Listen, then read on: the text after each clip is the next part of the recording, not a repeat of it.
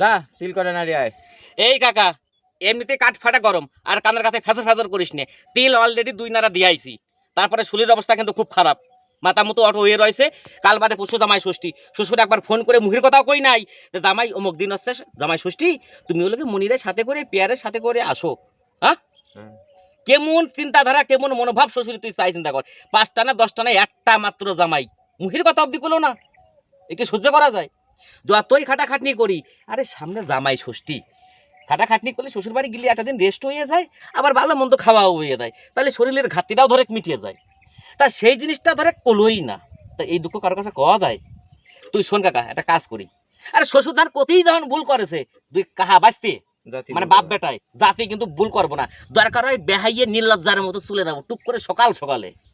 আর সকালবেলা যাবো, ওই শাশুড়ির ছোটা খাসির বাচ্চা আছে মাঠে বাজিয়ে হবে, ঠিক আছে? তোরা আমি ইশারা করে দেখাই দেবো, তুই দেখে কি করবি, খাসি নিয়ে পাকার পার কাটাই ঘরে নিয়ে দাইয়ে মানে কষাই করে নিয়ে দাইয়ে ওরে সাবার করে রীতিমতো সাইজ করে নিয়ে আসবি, সাইজ মতো পিস।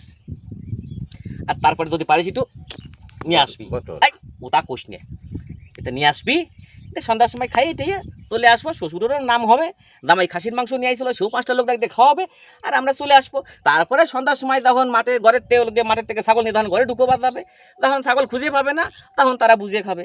আর ছাগল জামাই খাইলো না শিয়ালে খাইলো, তারা আমরা কামাই পাবো। তাহলে এই বুদ্ধি করি, তাই তো?